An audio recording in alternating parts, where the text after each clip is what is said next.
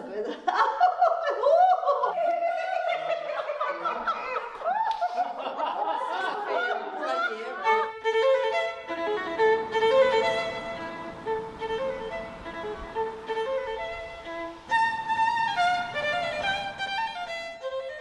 Pour moi, c'est toujours une grande aventure de commencer ce type de projet. C'est une aventure artistique évidemment, mais aussi humaine, parce que il y a un challenge qui est important. On se rencontre, on se connaît pas, et tout d'un coup, on se dit en 11 séances, on va faire un spectacle à la fin.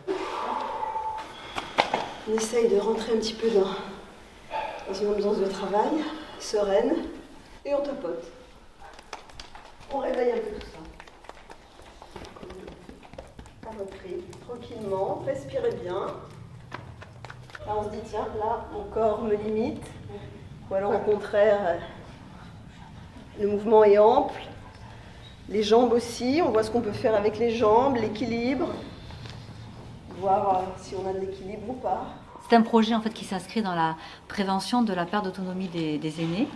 Et donc, dans les objectifs fixés, c'était aussi de créer du lien. Même si nos banquetois se connaissent, je crois que l'idée, c'était qu'ils se rencontrent autrement grâce au théâtre. Donc, c'était créer du lien, c'était travailler la mémoire, c'était aussi se remettre en mouvement. Prendre confiance en soi aussi.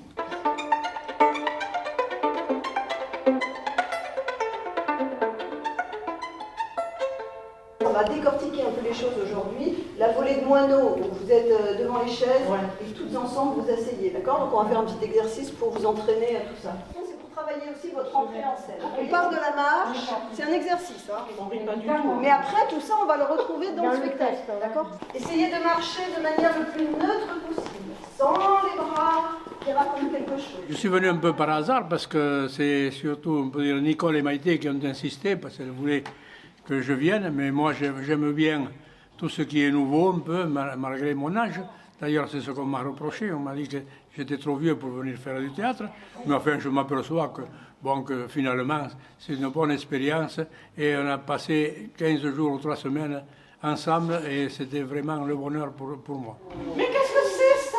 Eh bien justement, qu'est-ce que c'est ça? C'est ce que je me suis demandé à 7h du matin. À 7h? Mais oui! Au fond du jardin, le voisin en train de débroussailler le rosier. Oh, qu'est-ce que vous faites sur mon terrain? Eh bien, je nettoie. Vous avez vu, c'est rond comme c'est vilain? Ah oui, je vous ai rien demandé. Oui, mais c'est un peu chez moi ici. Vous avez la maison. Je peux dire que ça a été une bonne aventure qui m'a bien aidée pour la communication, l'échange.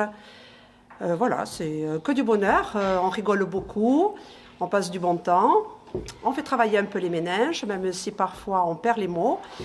Mais on a les copines qui sont là et voilà, c'est les grands enfants.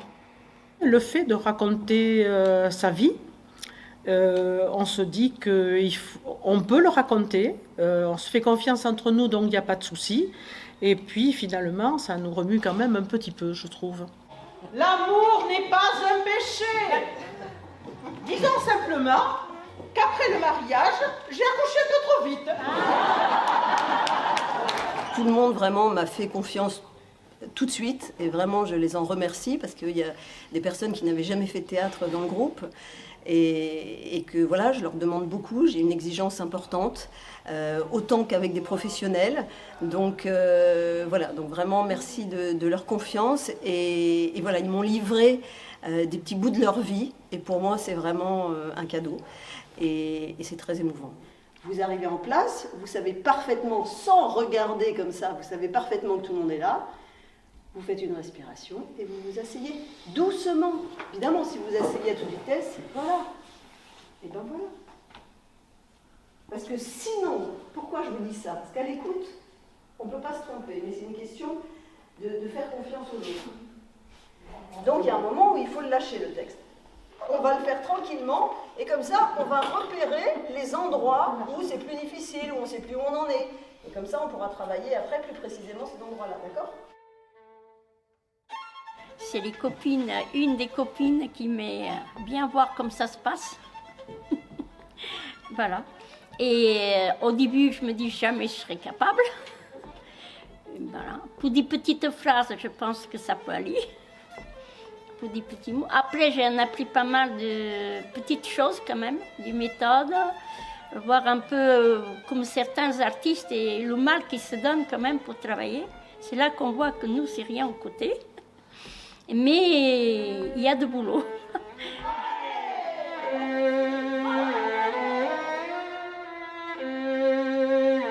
Que tu es belle, ma chérie. Je suis si heureuse que tu te maries. Il est si gentil. Le jour de notre mariage, le matin, il pleut. Mariage pluvieux, mariage heureux. L'après-midi, grand soleil. Certes, la vie n'est pas un long fleuve tranquille, Oui. mais pour nous, L'amour a été plus fort que tout.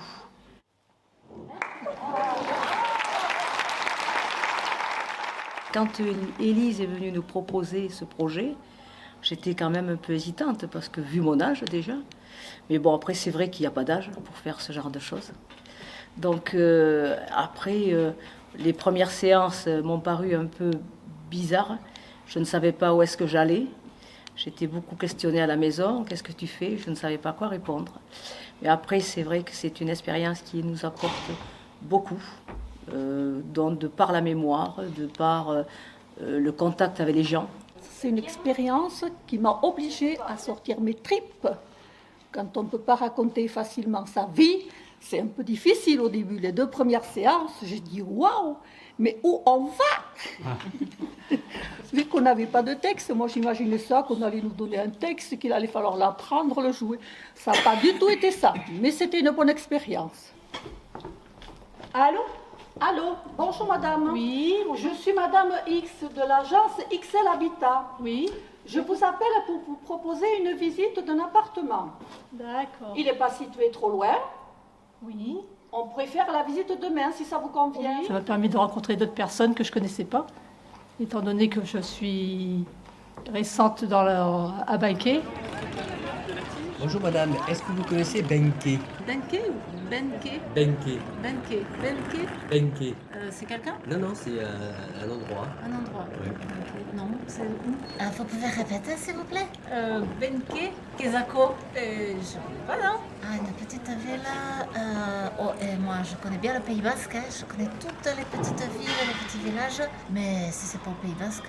Non, c'est près de Mont-de-Marsan. Oh, Mont-de-Marsan en plus. Oh, me parlez pas des Landes. Non. J'aurais voulu... Ah, j'ai bavé un peu. Le théâtre, je voulais toujours en faire. C'était l'occasion ou jamais, voir si j'étais capable de faire. C'est pour ça que je me suis lancée. Et si un jour il y a un club de théâtre à Benquet, je serai la première à m'inscrire parce que j'adore ça. Alors je dis à mon mari, ouais d'accord, t'achètes la maison et moi je vais travailler. Donnant. Il a accepté. Ben elle n'avait pas le droit, elle n'a pas le choix. Hein. C'était ça ou... Et puis depuis, je te signale que depuis 1960, les bonnes femmes, elles ont le droit de travailler où elles veulent.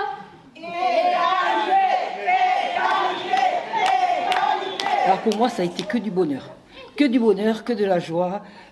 Vraiment, ça m'a ressuscité. J'ai été très très heureuse. Et puis Élise est formidable. En règle générale, tout le monde parlait plus fort. D'accord? C'est-à-dire vraiment, vous parlez pour le fond de la salle, pas pour... Parce qu'il va y Et en avoir souvent, encore. quand vous vous rapprochez et que vous voulez faire une confidence, mais vous êtes au théâtre.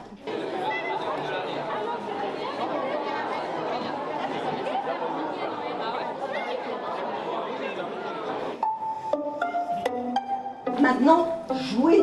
Vous avez tout. Vous savez exactement ce que vous avez à faire. Vous connaissez tout par cœur. Maintenant, amusez-vous.